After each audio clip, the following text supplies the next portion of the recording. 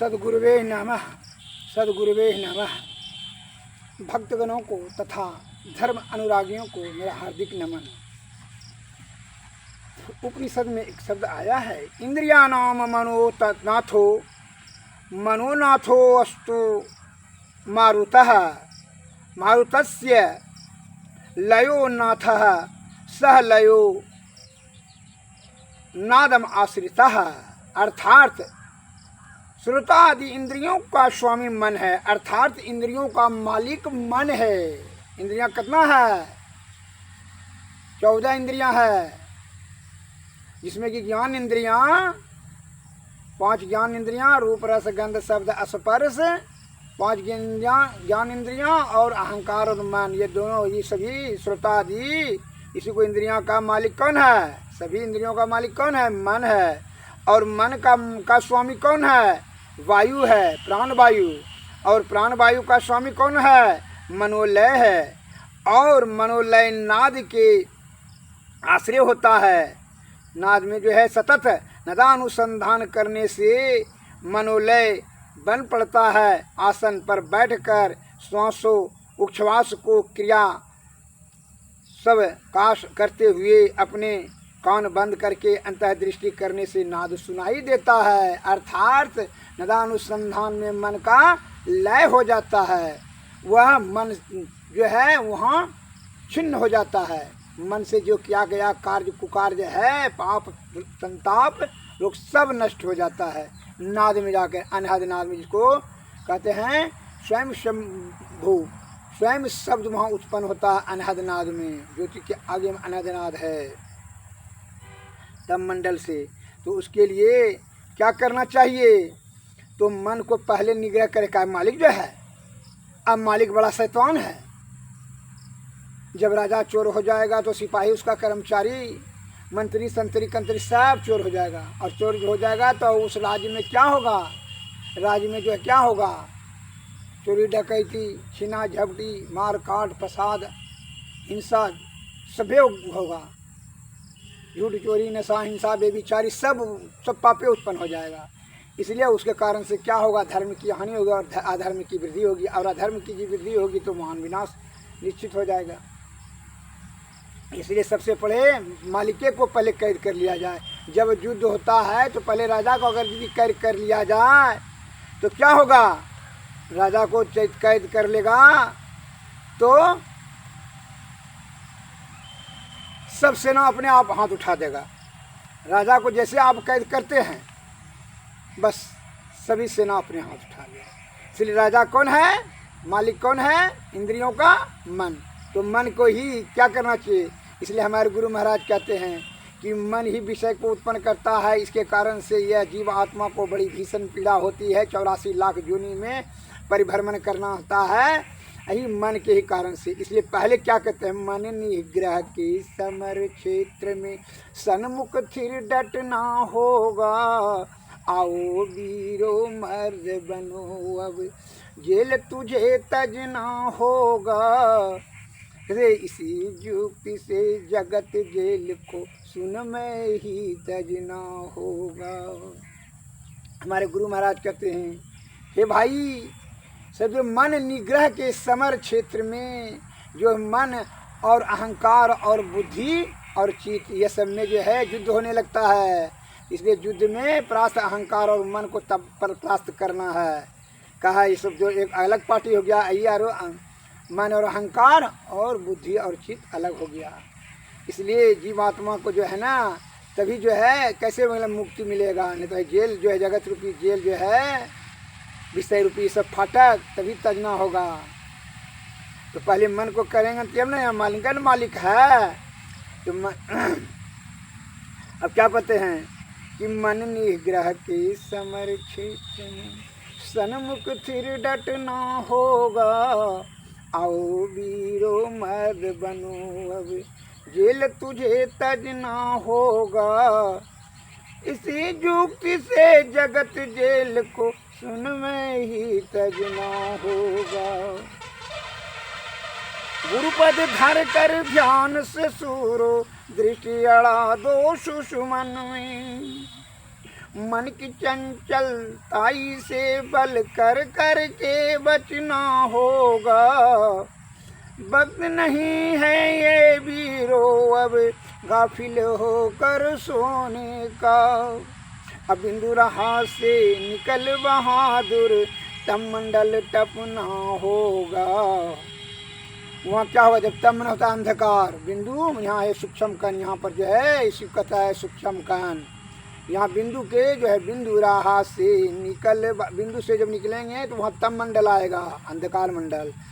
तो तम मंडल से टपना होगा। वक्त नहीं है, बहुत वक्त, समय कम है, आयु मतलब कम है आपका। आयु छन छन में बीतते जा रहा है। फिर आयु जो है फिर पुनः जो है प्राप्त नहीं होगा। यह आशील कृपा करके ईश्वर ने दिया है। इसलिए कहता है वक्त नहीं है ये वीरो अब, जीवात्मा को कह रहा है, गाफिल होकर सोने का। बिंदु रहा से निकल बहादुर तब मंडल टपना होगा। तब मना अंधकार मंडल टपेंगे क्या होगा, तब वहाँ क्या होगा, दामनी दम कई चमदा चमकई सूर्य तपय ज्योति मंडल। और इस मंडल से आगे वीरो और तुम्हें बढ़ना होगा।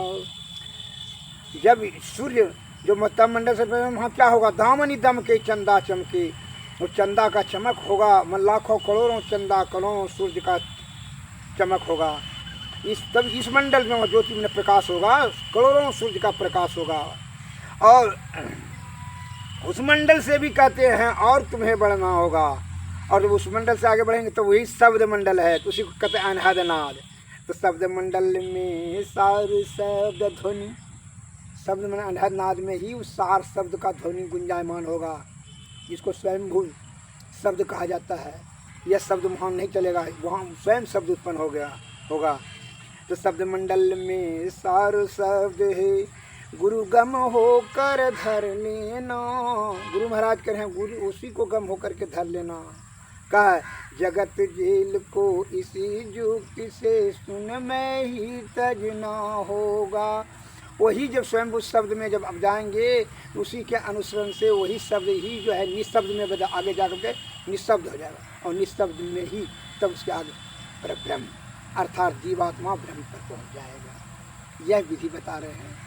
और इसी युक्ति से जगत जेल को सुन में ही तजना होगा। सदगुरु नमः। अर्थात यह आपको गुरु महाराज जो भीतर में जो जो जो होगा प्रतिक्रिया ध्यान के समय वही बताते हैं, वही सब आपको पहले बखान करते हैं कि वहाँ इसी तरह से जो है आपको प्रदर्शित होगा, अवलोकित होगा। वही आलोक में, वही प्रकाश में, वही ज्योति में आप अनहदनाद जगेगा। और वही अनहदनाद में मन पाप संताप सब जल के राख हो जाता है। तब क्या करते हैं, इसलिए कहते हैं इधर उधर आपको फिर भटकने की ज़रूरत नहीं है। तो कहाँ है, अब बहुत आदमी जो है अज्ञानता के कारण से जो है ना क्या होता है, ईश्वर खोज में काशी जमुना प्रयाग तक भटकते रहता है। उससे क्या हो जाएगा, कुछ नहीं होगा, उस समय की बर्बादी है। अतः समय की बर्बादी न करें और गुरु से ही जानकारी प्राप्त कर करके आप क्या करें। कहे यह भ्रम के कारण से आपका कीमती समय व्यर्थ में नष्ट हो जाता है।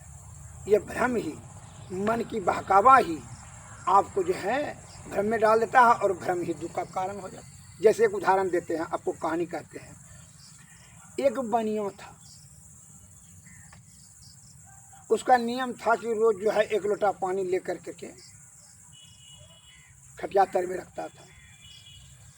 तो अब दिवाली का दिन था, तो गेरू मिट्टी से पहले लिपा पोती करता था। तो बनिया सवेरे उठा, उसकी बेटी ने वही गेरू मिट्टी को जो फूलने के लिए दे दिया, और उसकी माँ ने वही लोटा उसके खटिया के नीचे, बनिया के अपने पति के नीचे रख दिया। और सवेरे जो है भोरे बनिया वही लोटा समझ के पानी रखता है सवेरे रोजे, तो वो पानी समझ के गया, जो है शौचालय गया और उसी से पंचू किया, तो उसका जो धोती उससे सब लाल हो गया। लाल हो गेरू लाल होता है, लाल हो गया। उसको लगा कि जो है ना हमको पेट से अब खून चलने लगा, गिरने लगा, मल मार्ग से खून गिरने लगा। अब वो बहुत दुखी रहता था और उसकी चिंता से जो है हमेशा सूखते जा रहा था उसका, तब तो खून गिरने लगा, अब तो हम नहीं बचेंगे। उसका दिन प्रतिदिन कमज़ोर होते जाए। तो उसको एक दिन कहा कि फिर जब इस बात का व्याख्या हुआ कि क्या बात है कि आप सूखते जा रहे हैं, क्या कैसे ऐसे बात है, क्योंकि नहीं वो जो है ना ऐसा वो बच्चा ने मिट्टी दे दिया था, गेरू मिट्टी फूलने के लिए, वही से आप पंछू कर लें इसीलिए। कहा अच्छा ही बात है। तब वह भ्रम, तो वह भ्रम कैसे टूटा इसकी बात की जानकारी हुई। इसलिए ज्ञान श्रेष्ठ है। लौकिक और अलौकिक दृष्टि से ज्ञान प्राप्त करने का ही जतन करें। कहा इसीलिए कहता है नहीं ज्ञान सदृशम पवित्रम ये विद्यते, संसार में ज्ञान से श्रेष्ठ और पवित्र दूसरा कोई वस्तु नहीं है। लौकिक और अलौकिक दृष्टि से ज्ञान ही ज्ञान रतन का जतन कर, माटी का है संसार, हाय कबीरा फिर गया, फीका है संसार। ज्ञान रूपी रतन का ही तू जतन कर। कहा यह संसार मिट्टी का है, जो है इसे भवसागर से पार होने के लिए ज्ञान की ही परम आवश्यकता है।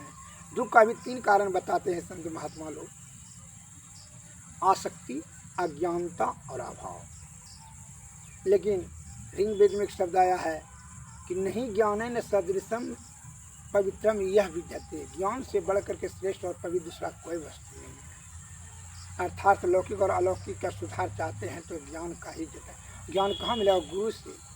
इसलिए कहते हैं बिनु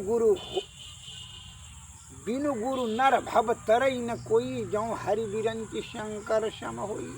ब्रह्मा विष्णु और महेश के समान हो जाएं, लेकिन ज्ञान प्राप्त करना आपको परम आवश्यक है। इसके लिए भ्रम को दूर करने के लिए तो बता ही दिया गया है।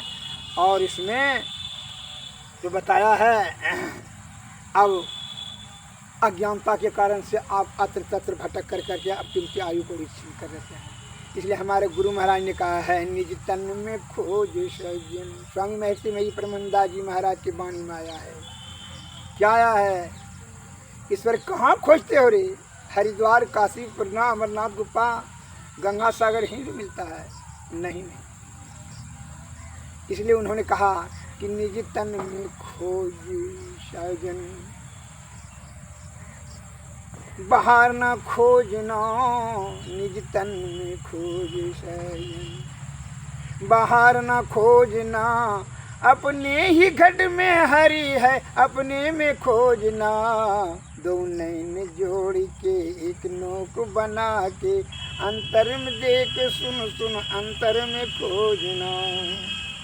तिल द्वार तक के सीधे सूरत को खींच लो, तिल द्वार तक के सीधे सूरत को खींच लो। सूरत नीचे गिर गया है, सूरत माना जीवात्मा नीचे गिर गया, उसको किता खींच करके ऊपर से लाओ, या बिंदु के माध्यम से खिलाओ सुषमना नाड़ी में। अनहद धुनों की सुन कर चढ़ के खोजना। बजती है 5 नौबतें, सुन एक एक को, अप्रति एक पे चढ़ी जाए के निज नाह खोजना। निज तन में खोज सज्जन, बाहर न खोजना। अपने ही घट में हरि है, अपने में खोजना। पंचम बजे धुर घर से जहाँ आप विराजे, गुरु की कृपा से मैं ही तहाँ पहुँची खोजना। निज तन में खोज सज्जन, बाहर न खोजना। अपने ही घट में हरि है, अपने में खोजना। सद्गुरुवे नमः।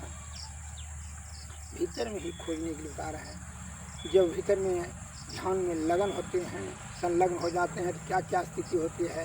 हमारे गुरु महाराज यह दुआ के माध्यम से आपको भजन के माध्यम से बताए हैं कि जो है बिंदु से ऊपर नाद में जो है शब्द गुंजायमान होगा, उसको ही सुनना।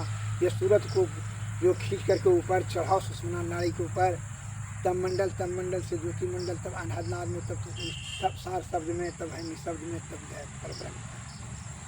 उनकी क्या क्या जो है अवलोकित होता है भीतर में, वह गुरु महाराज ने आपको वर्णन किया है कि वहाँ ज्योति पर जो है लाखों सूर्य लाखों चंद्रमा का प्रकाशमान होता है, वही ज्योति में अनहदनाद है, शब्द गुंजायमान होता है, और जब वह शब्द में जाता है तो यह निस्तब्ध हो जाता है। यह सब जो है यहाँ का जो है देख रहे हैं, मन अहंकार यह पाप ताप संताप सभी जो है जल के राख हो जाता है। उसी कहता है ध्यान योग। सूरज जब आपका अनहदनाद में जाता है तो ही कहता है ध्यान योग। सूरत शब्द अनहद में लागी, जब अनहद में चला जाता है तभी आपका यहाँ का ढेरों पाप का पाप रहे पर्वतों के समान बिखरा हुआ तो पर भी वह जल के राख हो जाए। इसलिए भीतर में ही खोजने के लिए बता रहे हैं सदगुरु महाराज, आपको इधर उधर खोजने की आपको आवश्यकता नहीं, जिससे आप उसके लिए दृढ़ संकल्प हो जाएं, शुद्ध चित्त आत्मा रहे, सतोगुण में रहे, सदाचार का पालन करेंगे, तभी ना आप समझ पाएंगे ये सभी संत महात्माओं की गंभीर ज्ञान शब्द को। ऐसे तो बोलेंगे कि जो है आप क्षणभंगुर आनंद प्राप्त करने में इस प्रकार से संलिप्त हैं, जैसे कुत्ता को अगर सूखी हड्डी मिल जाता है तो वह चिबाने में इस तरह से लिप्त होता है कि दांत उसका जो है मसवर से खून जाता है, वही खून स्वाद लेकर के उसको सोचता है कि हमको मांस से स्वाद मिल रहा है, अरे उसका मसवर से ही खून कर करके गिरा। उसी प्रकार आप कामासक्त होकर के वृक्ष क्षारण करने में लग जाते हैं, जबकि शरीर का सार तत्व तो छीन होता है, लेकिन आपको ऐसा भ्रांति होती है कि हमको जो है ना सुख प्राप्त होता है। मूर्ख कहीं का, इतना तो समझ नहीं सकते हो कि वृक्ष क्षारण में जब आनंद की अनुभूति है तो संयोजन में कितना आनंद मिलेगा। कुछ समझो बात को। यह क्षणभंगुर आनंद प्राप्त करने में जो कि अंत में दुखदायी है, अपना कीमती आयु को तुम लगा देता है।